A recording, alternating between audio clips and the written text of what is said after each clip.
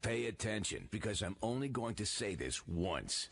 Let's talk about Money in the Bank. We will have 2 Money in the Bank ladder matches.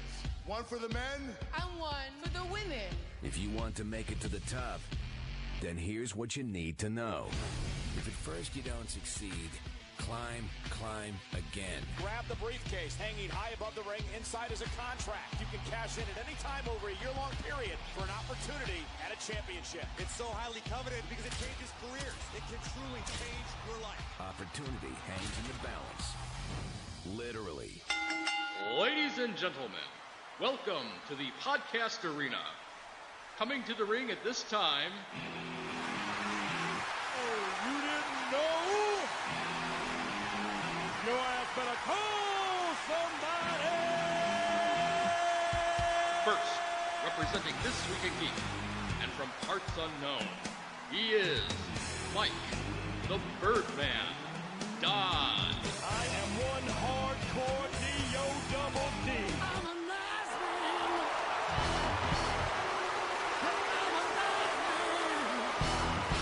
His tag team partner, representing the Geekcast Radio Network, and hailing from the outer reaches of your mind, he is Mike, TFG1 Blanchard. I got 4 words for you.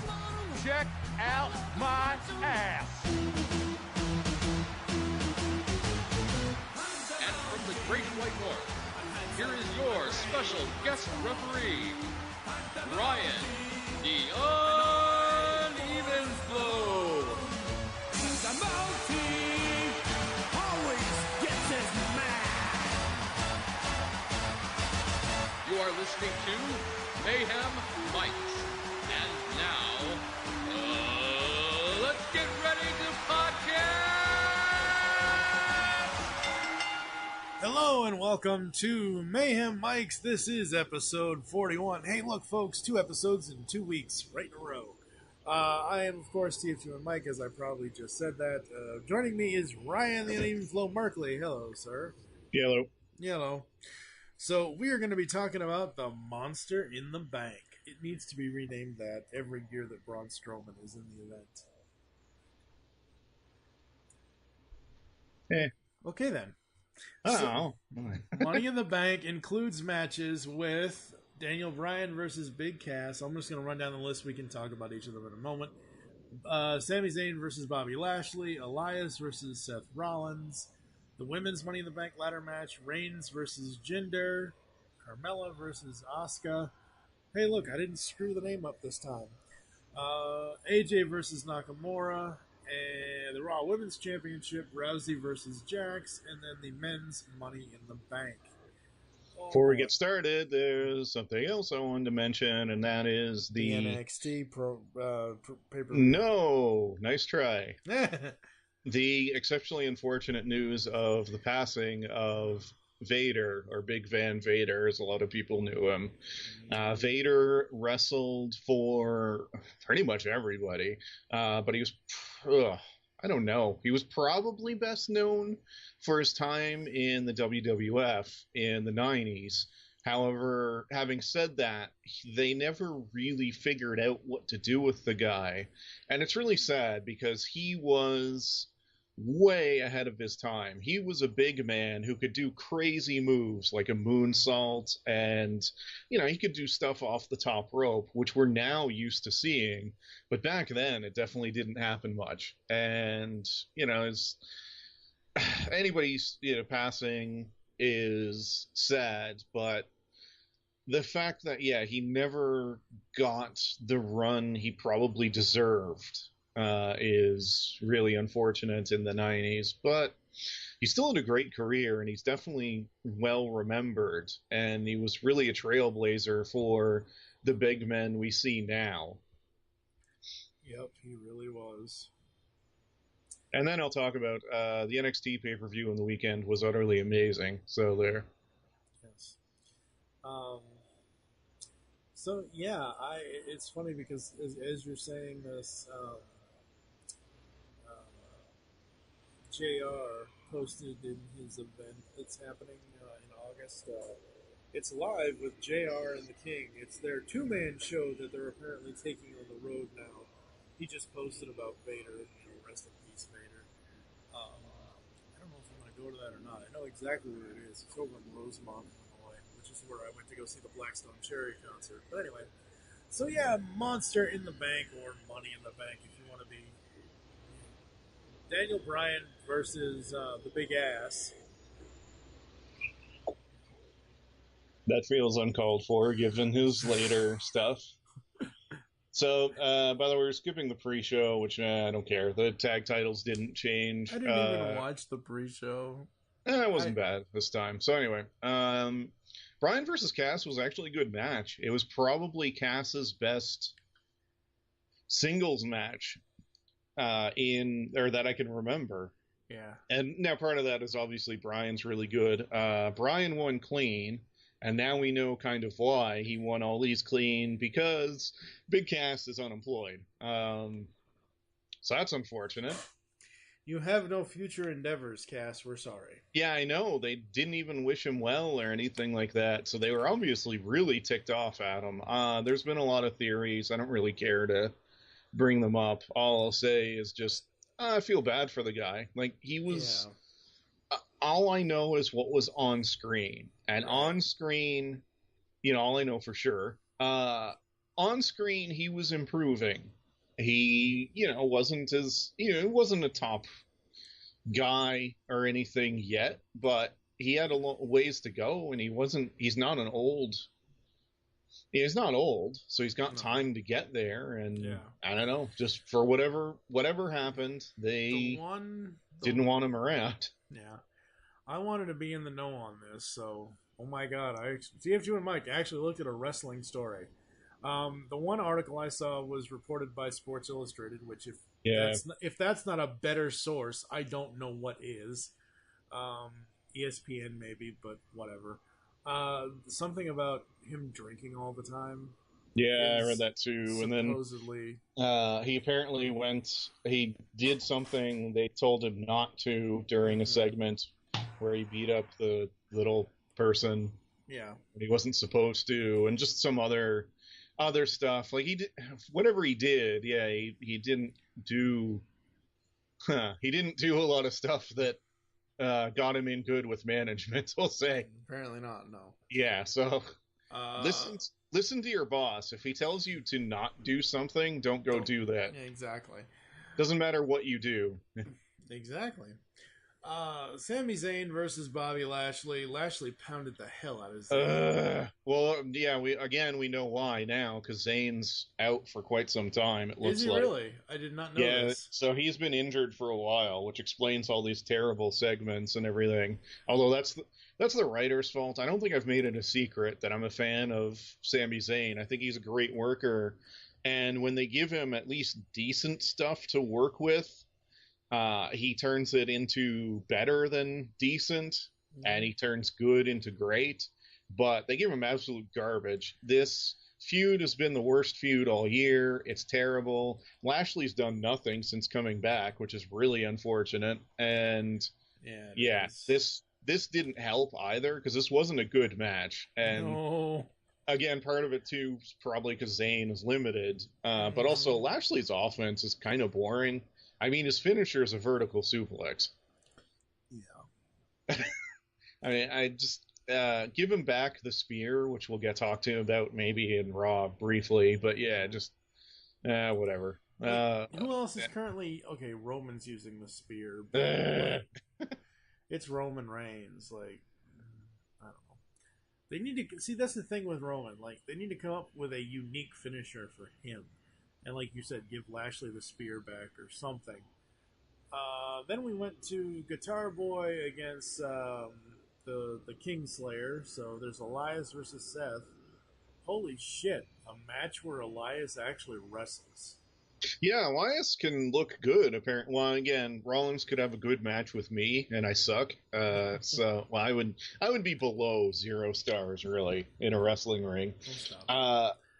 But anyway, yeah, Rollins could have a good match with a sock. Elias, though, yeah, he looked good in this. And, man, is Elias over / popular / hated, whatever you want to. He's somewhere in between.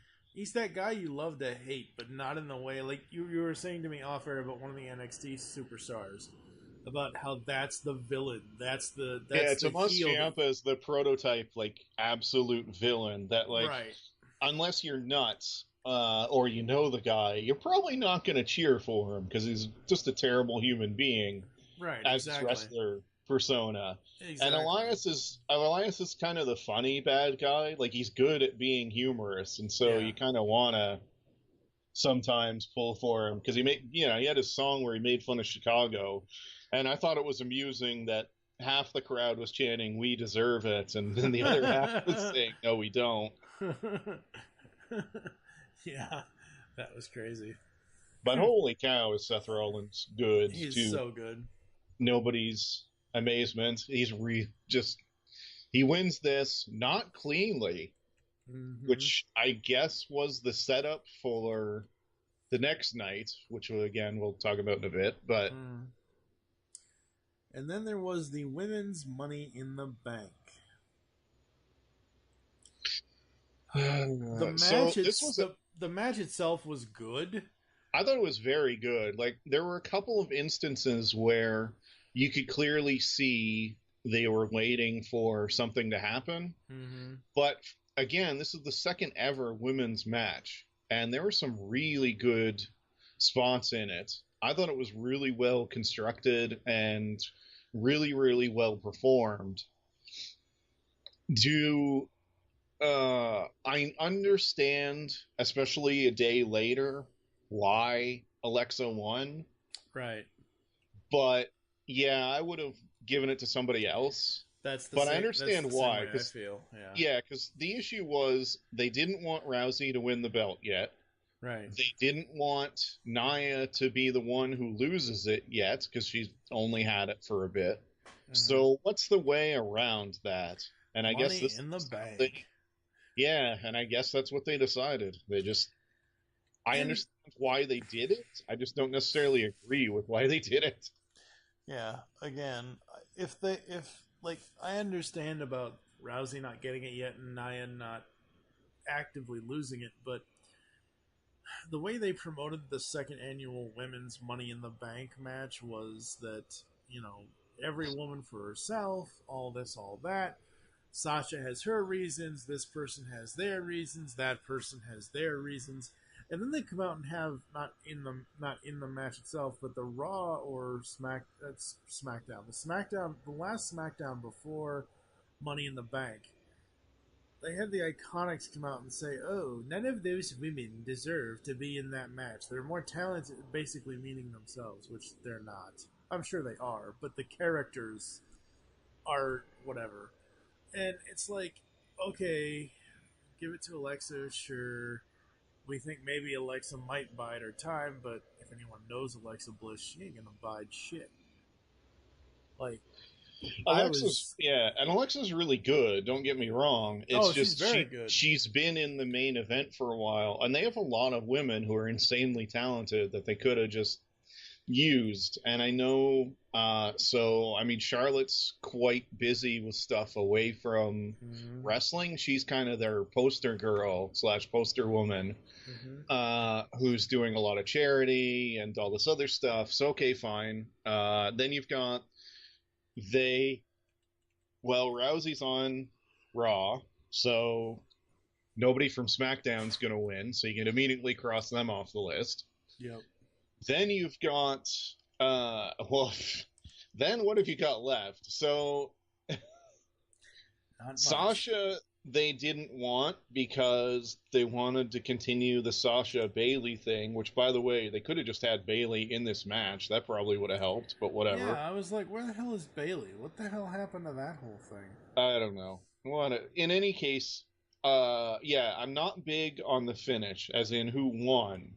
But it was a really good and entertaining match that was worth watching. And I think it's interesting to watch as the women get better at this. Because this was better than the first Money in the Bank match that Carmella won. Ending notwithstanding of that one either. But I mean, this one was pulled off a lot better overall.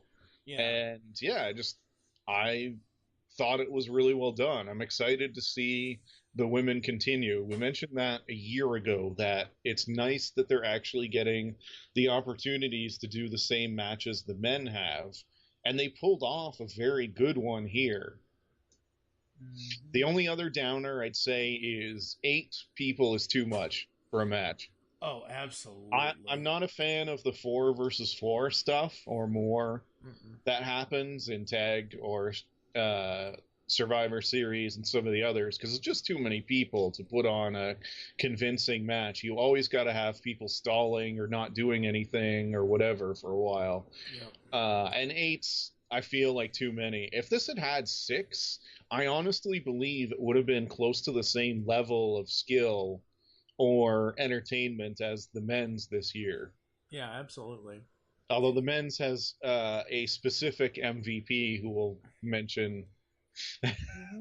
He's a very large man, so. Yes. And then there's the Carmella Asuka match, because we can skip over the bathroom match, right? Like, we don't need to talk about Reigns and Mahal, right? I don't want to crap on it, because the two of them didn't mesh, and that happens. We mentioned it with Orton and Mahal, and we've had a few guys doesn't mesh with anybody. Like, everyone he's wrestled, the only one he meshed with, because he only fought him like once or twice, is when Jeff Hardy took the belt off of him. Like, that was really the only... I think he'd work against him. I think Jinder and AJ could potentially be strong. I think there's guys he could work with, but Reigns isn't necessarily one of them, and that's not a slight on either of them. It just happens. Yeah. Like, Jinder's style is very much the old style, like Bobby Roode wrestles. Actually, the two of them probably put on a good match too. So yeah, do that. But yeah, this one, the other problem is this feud has sucked. Yeah. We talked about it last week. Reigns is in a holding pattern until the belt shows up. Yeah. We all know it. We all know he's going to win. He's going to win at SummerSlam, obviously. Yeah. And then Braun's going to pin him. Yeah, exactly. And take the belt. Exactly. So that everyone's not mad. They're going to do the exact same thing with him that they've done before, but at least the belt will be on weekly, so that helps everybody. But still, just feuds like this don't help anybody. This was I don't think it's as bad a match as people have said. I do think it sucks that the crowd was obviously not into it. We got chants for Jericho, chants for CM Punk. This match it's sucks. Chicago, of course you're going to have chants for CM Punk. I mean, this match sucks. There were Gargano Ciampa chants from the night before, which, to be fair, was amazing. I don't blame him for that one. But no, just and if you're a fan, listen.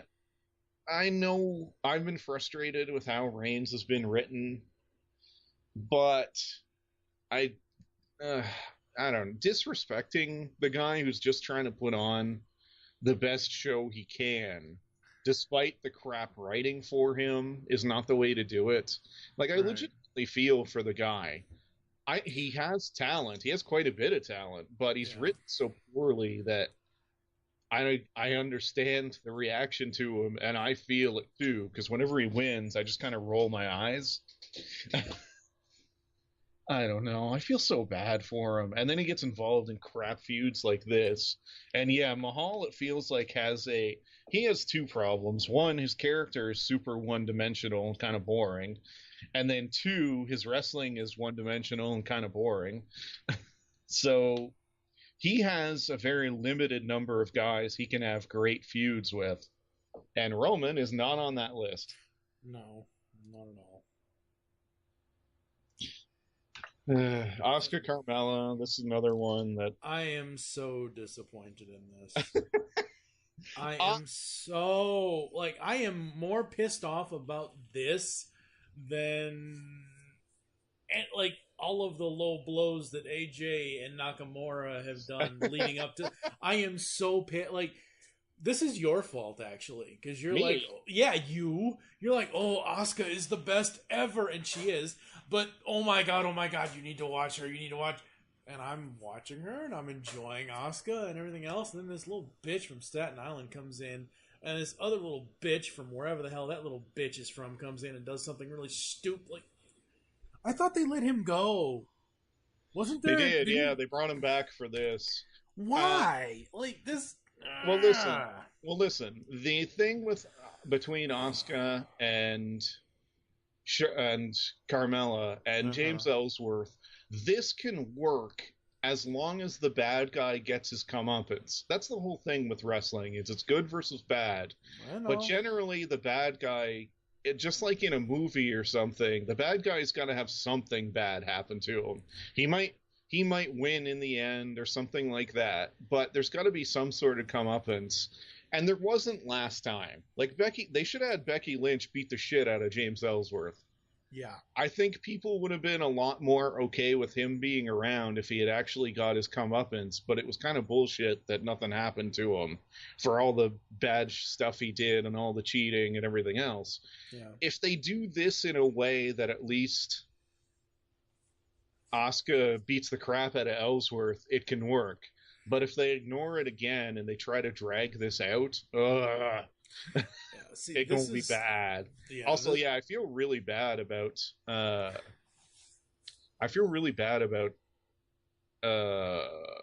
Brain freeze, Asuka. Thank you, jeez, because she's really good and a great worker. She is too good to be in this feud. Yeah, and it's really weird that they don't want to put the belt on her. I don't understand why. Are they? Yeah. Do they want to have a big thing with her and Charlotte again? Maybe, and they're kind of waiting for Charlotte to come back. I don't get it. I don't know what they're waiting for. What I would love to see, because they're so different. Two things. I'd love to see Kairi Sane come up and have it be Kairi versus Asuka, or I don't know, this probably can't happen because isn't Asuka on SmackDown? Yes. Shit. But Asuka versus Ronda. Yeah, I think that's something that's in the future too, because Asuka's done actual MMA/wrestling before, and that would be really interesting. And obviously, Ronda can take a hit, so that would be a pretty stiff match. I mean, yeah, that would be nice. I just don't know what they're doing with her right now. It's the same sort of thing we talk about with Brock. It feels like a holding pattern. Yep. And it's not good. Like, WWE has so much talent on main roster, in NXT, all this stuff. Yep. They bring these people up. Look at Asuka. She did all this amazing stuff in NXT, which, not taking away from any of that, she was undefeated for God knows how long. And I get it. Streaks must end. I understand that. I mean, look at what happened to The Undertaker. We get it, okay? But they built her up and built her up and built her up just to have her be torn down and then basically, I don't know, not necessarily thrown aside, but basically, like, she has to prove herself again?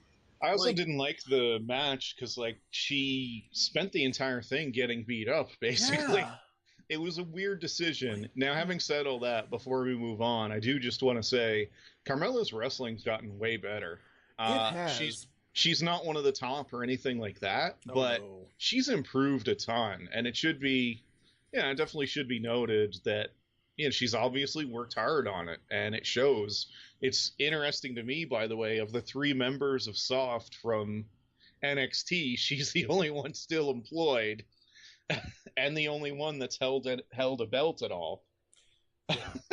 That's interesting. Yeah. But yeah, she's improved. Same with Alexa, by the way. Alexa improved 100 times after she got to the main roster. Braun's another one. Yeah, absolutely. And now for 2 guys who don't need any improvement whatsoever, because holy cow! Well, the last man standing. One guy can work on his on his English a little bit. Well, better. That's the gimmick, but yeah. Like Nakamura has a heel, by the way, has been delightful. Now, part of that, his stuff with Jeff Hardy on the Tuesday night was great. Yeah, it was. He is really done well. He's a guy that it seems like can succeed at anything. They didn't know what to do with him when he came up, so he was kind of a boring baby face, and they never let him talk or really do much. Yeah. But since he's turned heel, he's been great. I actually feel like he should have won this. No offense to AJ, who obviously, absolutely, yeah. Obviously, I'm a huge fan of. But you got to figure, if AJ wasn't on the cover of WWE 2K19, he would have lost. Exactly, yeah. Because Nakamura deserves it. I think he'll probably end up beating Jeff, so he holds some type of gold. Yeah. But this was a fun match, I thought. Anyway, I loved Nakamura's kind of dancing between moves, especially when he was clearing off the tables. And just... the two guys, it's two guys who are great and two guys that are creative. So it was fun to see them kind of move around and use the outside. And we should mention the reason why that was being done is because this was a last man standing match. Yep. And I forgot that last man standing matches are 10 counts. Yep. I completely forgot about that. I'm like, why are they... Oh, right. Okay. No, I love the match. I think the match was really done well. I love AJ in all his moves and everything else. I just hope now that this is over with. Yeah, well, I mean, obviously it is. Yeah, no, I know. I'm saying I just hope now that this is now that this is over with, Nakamura can go on to do other things, and obviously AJ will go on to do other things. Cause, they've both. It's nice too that they both had direction right after this. Yes. Like on Smack, that's one thing that they've done a really terrible job of lately when they're doing is there's no direction for people after they win. They just kind of leave and then they have no feud or whatever. Yeah. Well, these two jumped straight into good feuds. Yeah, next. Exactly. For AJ... And that makes me happy. And it's two guys that both deserve to have good feuds, because Nakamura and AJ, their matches were poor because of dumb writing, like the whole "I'm gonna kick you in the balls 18 times" stuff, which is obviously done with after this. Yeah.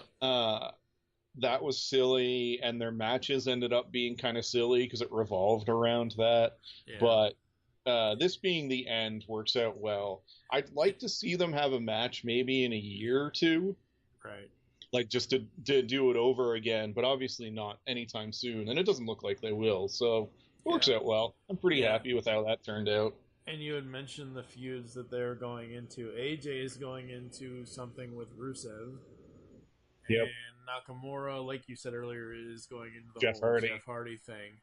Two other guys, like Rusev can wrestle and is extremely talented. Jeff Hardy. Does anything need to be said about Jeff Hardy? He's going straight into the Hall of Fame. He's one of the best ever. I recently went to GameStop and I picked up my pre-order for the Hardy Boys 2-pack.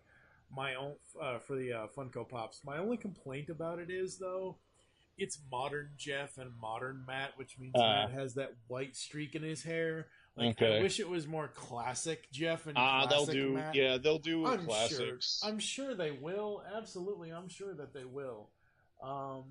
They should do everybody from that era. There should be a classics Edge and Christian, classics Hardy, and then a classic Dudley's. Yeah. I don't even know if they've done Dudley Boy. I don't think. I'll have to look into that. Yeah, the three Insto Hall of Fame tag teams that put tag team wrestling on the map again. Yeah, absolutely. Speaking of putting things on the map, Rousey and Jax, and holy shit, can Rousey wrestle? Oh my god, this was actually good. Like we had the end. This was by far the best night of the match.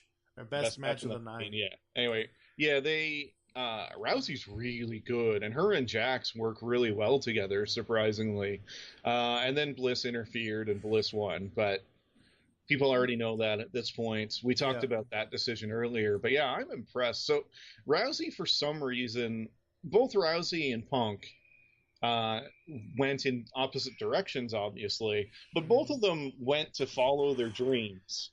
And I applaud both of them. Obviously, Rousey's had more success with nothing.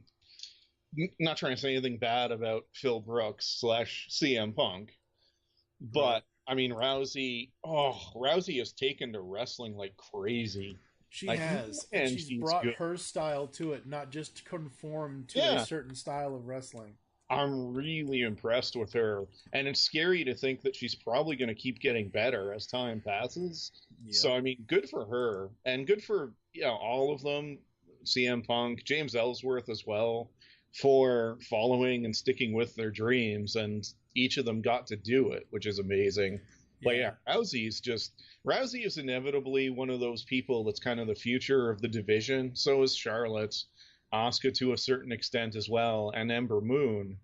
And then they're just surrounded by amazing talent because you still have Becky, Bayley, Sasha, etc., etc. The women's division is on fire. It's stacked, and unlike the men's, they actually have a belt they can chase after, which I think helps them a lot. Now, having said that, they seem to be wanting to keep the belt in a holding position, which, but whatever.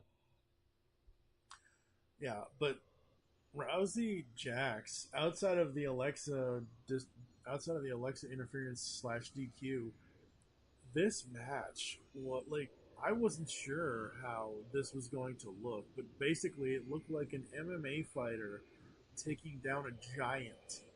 Like, looking at Rousey and looking at Jax, I know this isn't obviously the case, but looking at the two of them, Nia basically looked like a female version of Andre.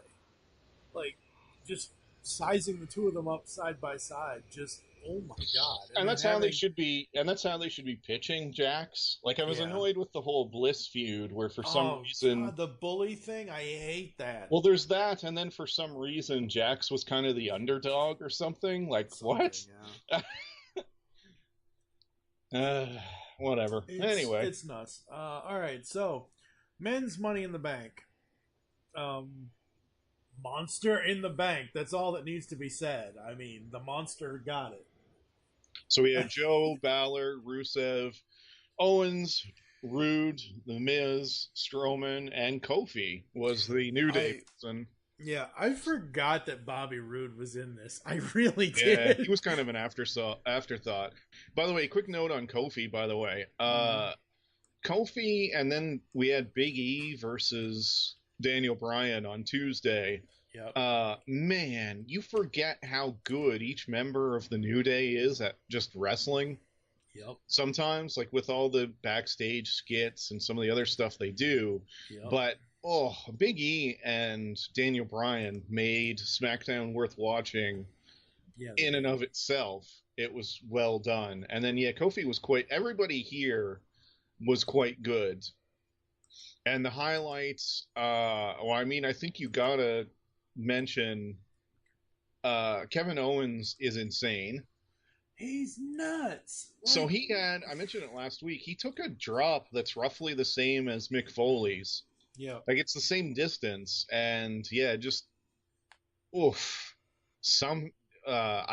lands, and then that's it. He is out of the match at that point. And by the way, they did a great job on Monday, he did a great job on Monday of selling the injuries, because you notice every time he did anything, he seemed to be in horrible pain.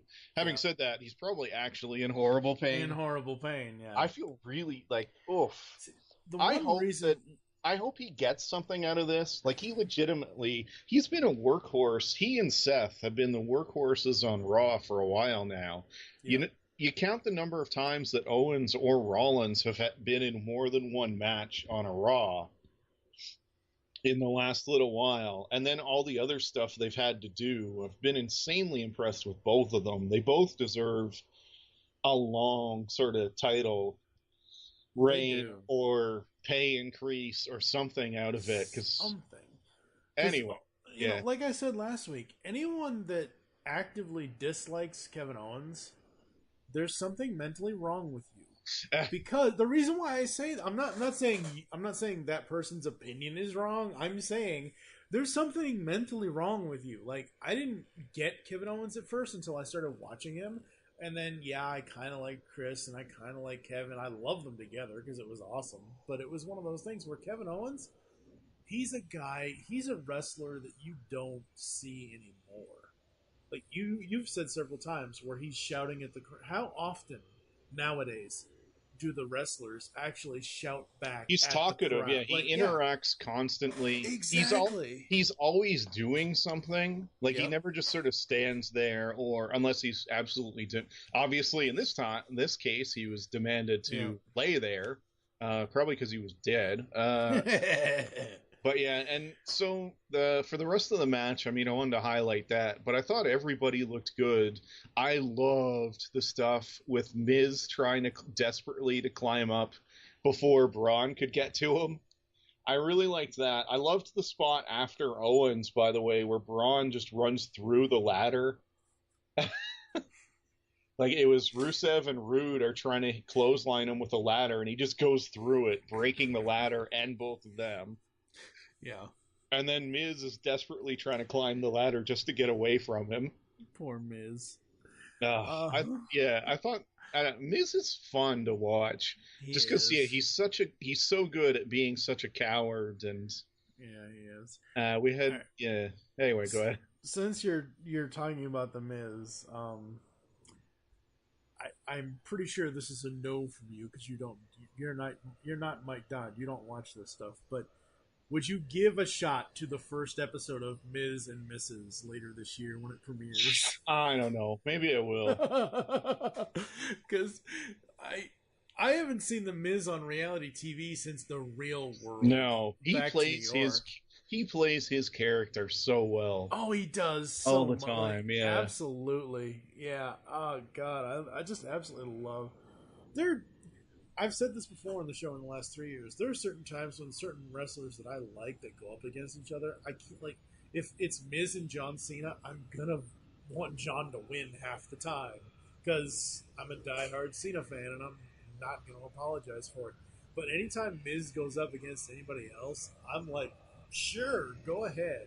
The only time I get down on Miz is when he does like the cowardly thing, trying to cheat to win or win not dirty winning and things like that. That's really the only time I'm down on him. But see, I don't mind it because it makes sense for him. He's really good at doing that. I don't know. But yeah, men's Money in the Bank. It was Braun Strowman coming away with it all like he said he would, and I really hope I hope it's an Extreme Rules Brock and Braun, because this is giving me what I've wanted the whole fucking time. We don't know. I mentioned it before. I don't think Braun's showing up at Extreme or Braun. Sorry, I don't think Brock's showing up at Extreme Rules.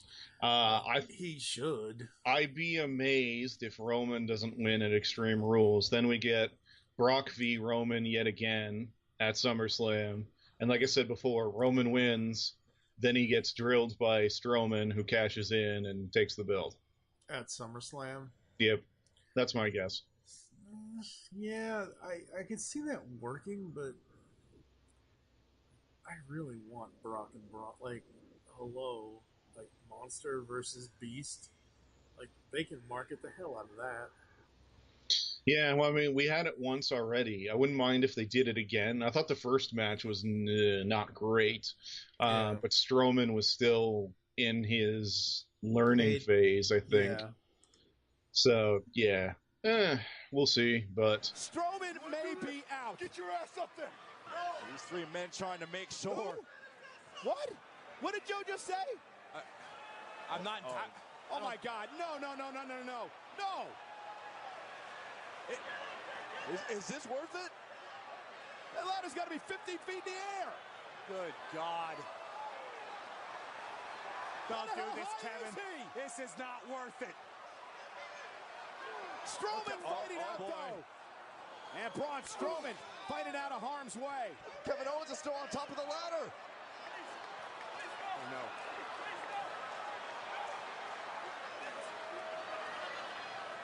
Yeah, you better get down, Kevin.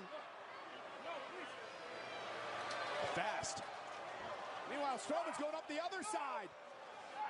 Braun caught Kevin halfway. No. He's dragging Kevin Owens up to the top of the ladder. Strowman's dragging Owens to the top of the ladder. I don't like the looks of this.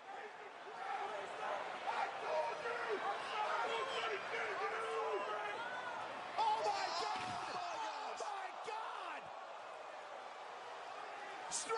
Just threw Owens off it. Hey, speaking of which, next up was Raw, which, let's just talk about the first hour of Raw, because the last stuff wasn't great.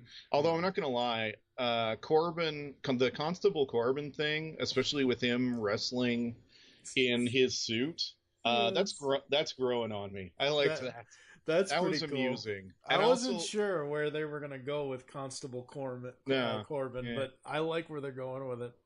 Also, to give him full credit, by the way, he was the workhorse in that match, because they had Owens selling the horrible injuries from the night before, so he couldn't do a whole lot. Mm-hmm. And, yeah, so Corbin kind of had to be the workhorse. He did a really good job. He definitely seems to be improving. And by the way, he seems to just look better without the hair.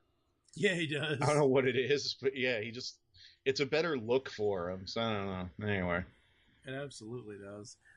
Yeah, the first hour of Raw was great. The rest of it, not so much. So the first hour, we had Alexa comes out and does her usual Alexa thing, which is she runs everybody down. And then Angle comes out to talk to her, and then Rousey comes out and destroys everybody. That was great. That is exactly how they need to use Rousey. Yeah. It was perfect. She was great in it. That was one of the most vicious beatdowns they've had in a while, too. They did a good job of making everything look good. So that was nice. And sadly, she's now suspended for 30 days. Yeah. So, like, oh. It always irks me to the thing of the fake firings, the real firings, the fake suspensions, the real, like, what's storyline and what isn't. And obviously the news sites are reporting that yes, she is suspended for 30 days, but was anything she did really as bad as anything anybody else has done in the last 40 friggin' years? No, but I mean, it's the old, if you see it on WWE TV, it's not real. If you read about it, like Cass's firing, they didn't mention Cass on SmackDown. Nope, didn't mention him at all. So again, another sign that, man, for whatever happened, they're really not happy with him. Yeah, so I don't know. I liked this whole thing, though, and I'm digging it. It was interesting to see her also rough up Angle at the same time, which, you know, I wonder if, I don't know, is he going to turn against her later? I don't know. We'll see. But yeah, I liked it. See, that's the whole thing now. Like, we have this whole shift of power where you don't have the quote-unquote authority. You don't have Steph and Triple H doing stuff. Stephanie is there, kind of, because, like you said, she shows up once in a while, but yeah, it's not weekly anymore, thankfully. Not weekly anymore, which is good. But my thing is, like, when they rebranded and whatever, and you know, they had Shane and Steph be commissioners, and then they had the general managers, and they're still kind of promoting Angle as the general manager, but now they've got this Constable Corbin thing. The problem with the GMs, especially when it's Steph and Hunter, is that, again, it's like what I was talking about before with James Ellsworth. They get to be bad and do bad things, but there's never any comeuppance. Yeah. So, like, Steph goes around and berates everybody and is just a jerk to everyone, but she gets what's coming to her once a year at most, but never from people who she's, like, really abused. You know, Kurt Angle didn't get to necessarily, well, he did a bit, but better examples are guys like Rollins or even Reigns, who she berated for months, but they never get to do anything with her. Like, it's rare. And so you end up with somebody who's untouchable. The thing with Corbin is obviously, yeah, they can do stuff with him. You know, if Corbin's a jerk to, say, Finn Balor repeatedly, they can get into the ring and have a match. And that works. But, yeah, when they don't, the storyline just kind of goes nowhere. So, yeah, that was the best opening Raw's had in a while. And they actually continued it, too, because they had the Intercontinental title match next with holy cow, it's Dolph Ziggler having a match on TV. That's a nice change of pace. Yep. And then Rollins. First of all, the Ziggler-McIntyre stuff's been great so far. And a lot of people have said it's a lot like Shawn Michaels and Diesel. Yeah, kind of. The difference is, I think, no offense to Kevin Nash, but he found himself in WCW. I really think McIntyre is better than Diesel was at that point in pretty much most ways. Like, McIntyre has Universal Champ written on the guy. Oh, at absolutely. He's got a great look. He's an insanely hard worker now, and he can talk. And he and Ziggler work great together. I was surprised that Ziggler won, and he won with the roll-up. And I don't know, I'm surprised to see Rollins lose, but him going after the belt makes sense. It'll be interesting to see if McIntyre is the one he's kind of got to try to fight through. Right, yeah. Because that'd be a good way to elevate McIntyre. So. Yep, it would be, yeah. I don't know, but no, it was so good. Like, Money in the Bank wasn't like the best pay-per-view, but it wasn't the worst pay-per-view either. There were plenty of things here that we, Oh, yeah, right. I should actually finish with the rating. I was so excited about the first hour of Raw not being terrible for once that... Yeah. And then the rest of Raw was not great. Elias's promo was good, and the finish was pretty good. Other than that, blah. Oh, and they finally pulled the trigger on the Sasha Banks versus Bayley, which, I mean, it's nice to see, and the two of them will put on a great match, but you teased it for like a year, and he didn't do a good job of it. It's not exactly Ciampa Gargano here, so... Yeah, true. Anyway, yeah, sorry. So, what rating would I give Money in the Bank? 0 to 5.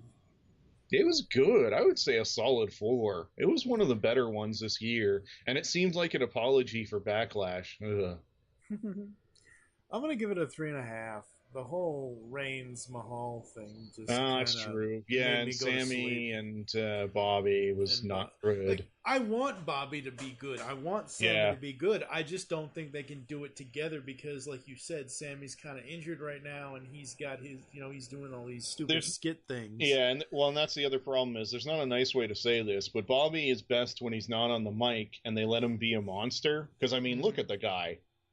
Like, he's one of the few guys who, if he lifted up Strowman and threw him, I could actually believe it. Yeah, exactly. The guy is jacked. So just let him come out and be a badass or something. And they keep giving him a mic. And then they have him debating Roman Reigns on Monday, which, there's a great idea. God. Those are the two guys who I want to have a mic in their hands in the ring. Oh, boy. Anyway. So 3.5 and a 4 for Money in the Bank. Before we get out of here, before I preview what's coming up next time, I noticed, because I follow good old JR, Jim Ross, on Facebook, here in Illinois, in Rosemont at Zany's Comedy Club on August 23rd. It's going to be live with JR and the King. I really want to go to this, but I don't think I'll be able to. The voice of the Attitude Era, bold, uncensored, and live. Jim J.R. Ross and Jerry the King Lawler formed the most iconic broadcast duo in professional wrestling history during the Attitude Era. The most famous of its kind, J.R. and the King took over the TV screens of millions of fans watching around the world, from broadcasting matches of Stone Cold and The Rock to Chris Jericho and Mick Foley. Their voices are synonymous with the Attitude Era. The duo recently worked together at a WrestleMania 34 in New Orleans and at WWE's Greatest Royal Rumble in Saudi Arabia. Live with JR and the King is a unique, comprehensive two-man show that offers fans an in-depth perspective of the world of professional wrestling. Commencing with a storytelling of wrestling's past and present, the show transitions to a no-holds-barred, unfiltered Q&A. I want to go to this. I don't know if I will be going to this because it's expensive. You should go and have a meet and greet for our show if we have any listeners. So that's why I said it's expensive.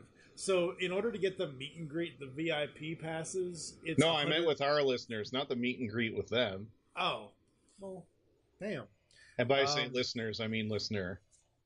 Yeah, Alex would have to come down from Canada. Listens to it anyway. What was the other thing? There was one other thing. So one of the things that they promoting the hell out of now is this greatest show in Australia or something. Yeah, so they're doing the same sort of thing they did with India, only in Australia. And no disrespect meant to Australia, which is a great place, and I've been to it. They're probably not going to have the same amount of emphasis on it, because, I mean, the India? Holy shit. I mean Saudi Arabia. What is wrong with me today? Yeah. So anyway, the Saudi Arabia stuff was trying to essentially pitch the brand and plant the flag there. They've already kind of got a flag planted in Australia, so I don't know that it's necessarily going to have the same emphasis, although, holy cow, one of the matches scheduled is Triple H versus The Undertaker. Yeah. Which, that's wow, that's surprising. Wasn't expecting to ever see that again. But Triple H versus Taker, Cena versus I'm not sure. I don't remember what it is either. I didn't know we were going to talk about it.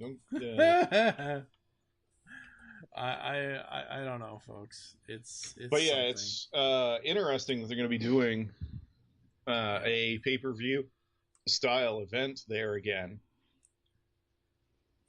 I don't mind it because the Greatest Royal Rumble was just kind of a fun extra. Like, it happened a Friday afternoon, and we knew there wasn't going to be a whole lot of real major stuff going on. It's the only thing that's for sure is the Triple H versus Undertaker. But Rousey, Shawn Michaels is supposed to be there. They have Daniel Bryan. They have the Big Show. I don't think Michaels is going to wrestle, but who knows? I don't think he will either. I'd be amazed if he did. I know he's expressed some level of interest in NXT potentially, which, wow, that would be pretty interesting. But, like I said, I don't mind it. It's probably going to be sort of just a fun event the same way the Greatest Royal Rumble was. So, Yeah, I could have sworn in the promo on Money in the Bank that they said that Cena was going to be there and he was going to be facing somebody that he doesn't face no more. Well, he's on the poster for it, and to be fair, there's a lot of people on the poster for it. But for the most part, I mean, there's most of the people that are on it are people that are likely to show up, except for, I think Orton had surgery, so he may be out. Although he might be there with a mic or something, that doesn't necessarily mean anything. So, we'll see. I don't know, like I said, I just think it's a fun kind of thing to do, and absolutely, I don't mind if they do these once in a while. If it starts becoming every month, then it's just yet another pay-per-view, and they may as well have just kept the SmackDown and Raw pay-per-views, because they'd be having 2 a month anyway. Yeah, coming up next in episode 42, because number 42 is the answer to everything, we're going to be talking about it's WWE Extreme Rules is the next one. Well, Extreme Rules is the next do pay-per-view. But WWE 24 or WWE 365, I think it's WWE 24 on the Hardy Boys Woken. So that'll be the next episode, and then after that'll be Extreme Rules or something else. I don't know what. There's going to be something between Money in the Bank, Hardy's Woken, and Extreme Rules. They're already obviously setting up for Extreme Rules because it is only a month away. It feels likely. When they say it on the shows, it's like, oh, Extreme Rules is 4 weeks away or 3 weeks away or what. I'm like, wow, really? It's that fast already? Yikes. Yeah, time goes fast quick, though, for wrestling. I mean, it's funny how quickly the time passes, yet you watch a 3-hour Raw or a 7-hour pay-per-view, and then the time feels so much slower. Mm-hmm. Especially when Roman Reigns is fighting stuff. Sorry. That's me. I'm sorry. Boo. It's not his fault. Like, his stuff with Cena was great because Cena would go after him. Cena's not going to apologize for it, but like his stuff with Strowman was strong too. Like he's had some really good feuds in the last little bit. But yeah, Mahal is not. He's. I hope they decide to change his character at this point and get rid of that fucking Singh idiot. I mean, it can be done well, but yeah, he's got to stop. They got to stop using him the exact same way every single match. Yeah. The fact, like, the whole point of the Singh brothers was that they both said the whole, Maharaja thing together and off key. Having only one guy there just sounds creepy and wrong. I don't know. I think you can still have managers and people helping and that kind of thing. I mean, I look at Aiden English and Rusev, and I think that works. Yeah, that works because Aiden English is his own person. Like, the whole point for me with the Singh brothers is that they're brothers. I don't know if they are twins, but they kind of look a little bit alike. Yeah, they don't have personalities. They haven't been given the chance to do anything. That's true. No. They are the basically kick-ass managers, where what I mean by that is someone comes in and kicks their ass. They're essentially, ragdolls. They're what Jamie Noble used to be. Yeah. Basically, just throw them around the ring. That's all they are. All right, so that's going to do it for this episode of Mayhem Mics. Join us next time when we talk about the Hardys, Woken. I'm at Nightbeat on Twitter. There you go. Thank you. I'm at TFU and Mike on Twitter. You can follow at Geekcast Radio and at This Week in Geek on Twitter as well. We're going to let Chris Jericho close it out as always, and we'll be catching you around the ring next time here on Mayhem Mics. You just made the list!